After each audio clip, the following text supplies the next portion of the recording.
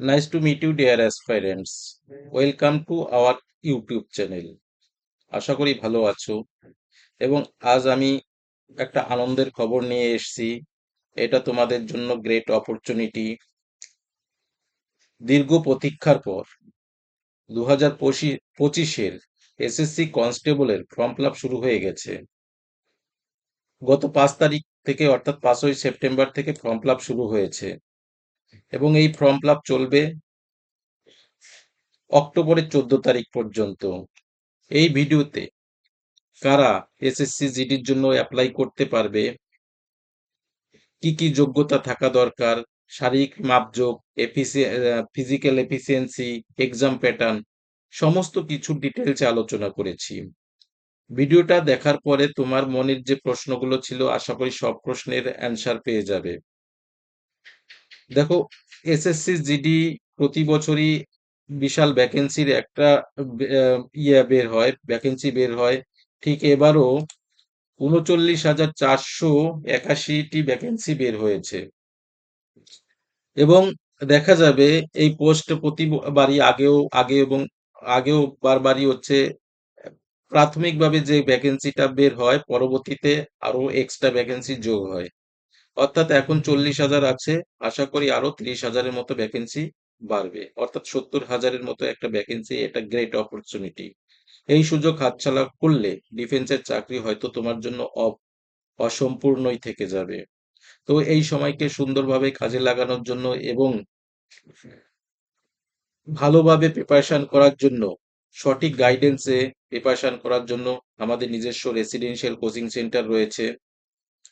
এখানে মেনলি ডিফেন্সেরই প্রিপারেশন দিই।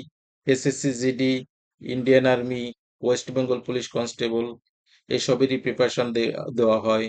যদি তুমি তোমার প্রয়োজন বলে মনে করো তাহলে অবশ্যই আমাদের সঙ্গে যোগাযোগ করতে পারো। হয়তো এই যোগাযোগ মাধ্যমে তুমি আগামী দিনে এসএসসি জিডির একজন সোলজার হিসাবে নিজের পরিচয় সবার কাছে স্থাপন করতে পারবে। আমাদের এখানে খুব ভালোভাবে প্রিপারেশন দেওয়া হয়। আমাদের এখানে থাকা খাওয়ার ব্যবস্থা আছে এবং মাঠের ফিজিক্যাল ট্রেনার আছে, অভিজ্ঞ শিক্ষক আছে। আমরা দীর্ঘদিন ধরে ডিফেন্সের প্রিপারেশন দিচ্ছি এবং আমাদের সাকসেস রেট অত্যন্ত ভালো। প্রথমেই বলি, আমাদের সেন্টারটা অত্যন্ত ছোট সেন্টার। খুব কম সংখ্যক স্টুডেন্টদের আমরা রাখতে পারি, ক্যাপাসিটি আমাদের কম। তুমি যদি সেই সুযোগটা নিতে চাও অবশ্যই আমাদের সঙ্গে ইমিডিয়েটলি যোগাযোগ করো। তো চলো দেখা যাক। যাই হোক, এসএসসি জিডির ভ্যাকেন্সিটা 5 তারিখ থেকে বের হয়েছে। 5 তারিখ থেকে ফর্ম ফিল আপ শুরু হয়েছে। অ্যাকচুয়ালি প্রথম দিনে একটু সার্ভারের প্রবলেম থাকে। 6 তারিখ থেকে ঠিকঠাক ফর্ম ফিল আপ চলছে এবং এই ফর্ম ফিল আপ চলবে অক্টোবরের 14 তারিখ পর্যন্ত। এবার আসছি অ্যাপ্লিকেশন ফি। দেখো, অ্যাপ্লিকেশন ফি মাত্র 100 টাকা। ঠিক আছে? জেনারেল ক্যান্ডিডেটদের ক্ষেত্রে, অর্থাৎ আনরিজার্ভ ক্যান্ডিডেটদের ক্ষেত্রে। যারা এসসি, এসটি আছো তাদের ক্ষেত্রে কোনো অ্যাপ্লিকেশন ফি দিতে হবে না। এবং মেয়েদের ক্ষেত্রে তো শুধুমাত্র ছেলেরা যারা হচ্ছে আনরিজার্ভ আছো অর্থাৎ জেনারেল ক্যাটাগরি, তাদের ক্ষেত্রে 100 টাকায় অ্যাপ্লিকেশন ফি দিতে হবে। আর এই পেমেন্ট মোড হচ্ছে এখন অনলাইন সিস্টেমেই, যে কোনো অ্যাপের মাধ্যমে এই পেমেন্ট করা যাবে। সুতরাং এখানে অনেক কিছু লেখা ছিল, আমি ওগুলো দিইনি। জাস্ট ও পেমেন্ট নিয়ে কোনো প্রবলেম হয় না। যে কোনো অ্যাপের সাহায্যে এই পেমেন্টটা করা যায় তুমি যদি নিজে ফর্ম ফিল আপ করো। আর যদি আশা এ, বলে রাখি, নিজে ফর্ম ফিল আপ করার থেকে একজন অভিজ্ঞ যারা ফর্ম ফিল আপ করে তাদের থেকেই করা ভালো। কারণ অনেক সময় নিজে করলে অনেক ভুল ত্রুটি হয়, আর এই একটু ভুল ত্রুটি মানে হচ্ছে তুমি আহ এই একটা বড় অপরচুনিটি তোমার হাত থেকে মিস হয়ে যেতে পারে। দ্য ইম্পর্টেন্ট ডেটস দেখো, আগেই বললাম 5 তারিখ থেকে শুরু হয়েছে। 14 তারিখের 14ই অক্টোবর কত তারিখ, কটার সময়, 11টা পর্যন্ত ফর্ম ফিল আপ চলবে। ঠিক আছে? 11টার পরে সার্ভার টোটালি অফ হয়ে যাবে। তবে এটা বলে রাখি, তুমি 14 তারিখ লাস্ট ডেট বলে 14 তারিখের জন্য বসে থেকো না। ফর্ম ফিল আপ করার জন্য আগেই করে রেখো, কারণ শেষের দিকে সার্ভারের প্রবলেম হয়। আর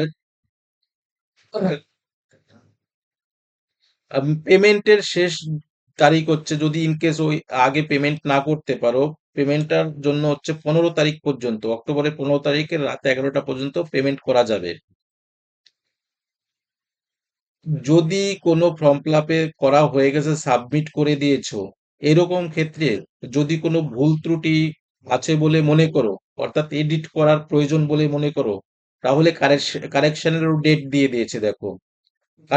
কারেকশন চলবে হচ্ছে নভেম্বরের 5 তারিখ থেকে 7 তারিখ পর্যন্ত, অর্থাৎ নভেম্বর এর 5 তারিখ, 5, 6, 7, 3 দিন সময় দেওয়া হয়েছে।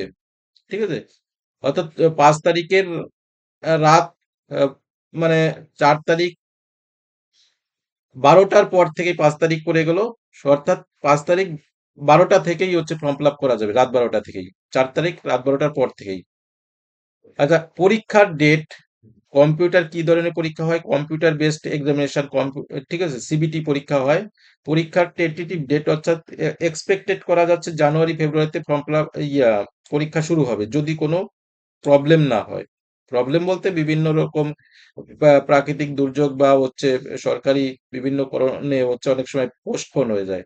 অর্থাৎ জানুয়ারি থেকে ফর্ম মানে পরীক্ষা শুরু হবে। পরীক্ষা অনেকগুলো শিফটে হয়, এই জন্য জানুয়ারি অথবা ফেব্রুয়ারি থেকে শুরু হওয়ার সম্ভাবনা রয়েছে। এবার দেখো, এক্সাম প্যাটার্নে আসছি। আচ্ছা, এক্সাম প্যাটার্নে এটা পরীক্ষা মাত্র 80 নাম্বারের পরীক্ষা হয়, 80টি কোশ্চেন থাকে, এবং প্রত্যেকটা কোশ্চেনের জন্য 2 মার্ক থাকে। ঠিক আছে, আর জেনারেল নলেজ থেকে বা ইন্টেলিজেন্স, জেনারেল ইন্টেলিজেন্স জিআই থেকে থাকে 20টা কোশ্চেন, জেনারেল নলেজ সাধারণ জ্ঞান থেকে থাকে 20টা কোশ্চেন, ম্যাথমেটিক্স থেকে থাকে 20টা কোশ্চেন, আর হিন্দি অথবা ইংলিশ থেকে থাকে 20টা কোশ্চেন। ঠিক আছে, এই হচ্ছে টোটাল 80টা কোশ্চেন থাকে। সময় থাকে 1 ঘন্টা, এবং অবশ্যই নেগেটিভ মার্কিং আছে। ঠিক আছে, 25% হচ্ছে নেগেটিভ মার্কিং, অর্থাৎ 2 নাম্বারের একটা কোশ্চেন ভুল করলে 0.5 কাটা যাবে। সময় কত বললাম? 60 মিনিট। ঠিক আছে, এক্সাম প্যাটার্ন আমাদের সেন্টারে আমরা অত্যন্ত গুরুত্ব সহকারে এবং সাজেস্টিভ ওয়েতে পড়াই। অবশ্যই যোগাযোগ করতে পারো। এবার দেখো, এজ লিমিট। এবার কারা কোন বয়সে ফর্ম ফিল আপ করা যাবে? মিনিমাম বয়স যদি 18 হয়, 18 বছর যদি তোমার পূর্ণ হয়ে যায়, তাহলে অ্যাপ্লাই করতে পারবে, এবং 23 বছর অবধি অ্যাপ্লাই করতে পারবে। অবশ্য এসসি এসটি ওবিসিদের ক্ষেত্রে বয়সের ছাড় আছে। এসসি এসটিদের ক্ষেত্রে, অর্থাৎ এসসি মানে হচ্ছে শিডিউল কাস্ট, এসটি মানে শিডিউল ট্রাইব, এবং ওবিসি, এসসি এসটির জন্য গভর্নমেন্ট রুলস অনুযায়ী বা ভারতের সংবিধান অনুযায়ী 5 বছর এসসি এসটিদের জন্য, এবং ওবিসিদের জন্য 3 বছরের বয়সের ছাড় আছে। আর বয়সের যাদের, ঠিক আছে, জেনারেল ক্যান্ডিডেটদের ক্ষেত্রে বয়স, ডেট অফ বার্থ, ঠিক আছে, 2002 এর জানুয়ারি 2 তারিখ থেকে 2007-এর জানুয়ারির 1 তারিখ পর্যন্ত যাদের মানে জন্ম তারিখ আছে, তারা ফর্ম ফিল আপ করতে পারবে। আর তা এক্সট্রা তো বললাম, যেটা যাদের ক্ষেত্রে x relaxation application as per rules অনুযায়ী আছে। নেক্সট দেখো, কোয়ালিফিকেশন, সিম্পল মাধ্যমিক পাস, যে কোনো বোর্ড থেকে মাধ্যমিক পাস হলেই অ্যাপ্লাই করতে পারবে। ম্যাট্রিকুলেশন, ঠিক আছে, মানে 10 ক্লাস পাস হলেই অ্যাপ্লাই করা যাবে। হ্যাঁ, এবার আসছি, যাদের এনসিসি আছে, তারা যে রিটেন এক্সামিনেশন, তাতে মার্কসের ছাড় পাবেন। এনসিসি সি সার্টিফিকেট থাকলে 5% স্যার, বি সার্টিফিকেট থাকলে 3%, এবং এ সার্টিফিকেট থাকলে 2% নাম্বারের পার্সেন্টেজে ছাড় পাবেন। ঠিক আছে, এবং এটা হচ্ছে নর্মালাইজেশনের পরে এই নাম্বারগুলো অ্যাড হয়ে যায়। এবার পরীক্ষা পদ্ধতিটা আমি আরেকবার বলি। প্রথমে হবে রিটেন এক্সামিনেশন। রিটেন এক্সামিনেশনে তুমি যদি পাশ করো, তাহলে ফিজিক্যাল মেজারমেন্ট টেস্ট হবে, তারপরে হবে ফিজিক্যাল এফিসিয়েন্সি টেস্ট বা শারীরিক সক্ষমতা পরীক্ষা, এক্ষেত্রে পুরুষ ক্যান্ডিডেটদের ক্ষেত্রে সবার ক্ষেত্রেই 5 কিলোমিটার রান কমপ্লিট করতে হবে 24 মিনিটে। আর ফিমেলদের ক্ষেত্রে মানে 1600 মিটার, ওয়ান হ্যাঁ, সরি 1.6 কিলোমিটার মানে হচ্ছে 5 কিলোমিটার, মানে 1.6 মানে মোটামুটি তোমার হচ্ছে ওই 1600 মিটার, হ্যাঁ, 8.5 মিনিটে। ঠিক আছে, 8.5 মিনিটে। আচ্ছা, এইটা for candidate other than those belongs to the Ladakh region. ঠিক আছে, লাদাখ রিজিয়নদের ক্ষেত্রে এটা নয়, তাদের ক্ষেত্রে কম। ঠিক আছে, মানে হিলি রিজিয়নদের বাদ দিয়ে। আর এটা তো বললামই। আর যারা লাদাখ রিজিয়নে এখানে লাদাখে যারা হচ্ছে মানে এই হিলি রিজিয়নে থাকে, তাদের ক্ষেত্রে 1600 মিটার 7 মিনিটে, মেয়েদের ক্ষেত্রে 800 মিটার 5 মিনিটে রান কমপ্লিট করলেই তারা হচ্ছে কোয়ালিফাই করবে। এটা, এতে কোনো নাম্বার নেই, জাস্ট কোয়ালিফাইং নেচার। মাঠে পাশ করে আসতে হবে। মাঠে পাশ করে আসলে হবে মেডিকেল এক্সাম। তার আগে বলি যারা কারা, মানে প্রথমে ফিজিক্যাল মেজারমেন্ট টেস্ট হবে। ঠিক আছে, ফিজিক্যাল মেজারমেন্ট আগে মাপ মাপ যোগ করা হবে।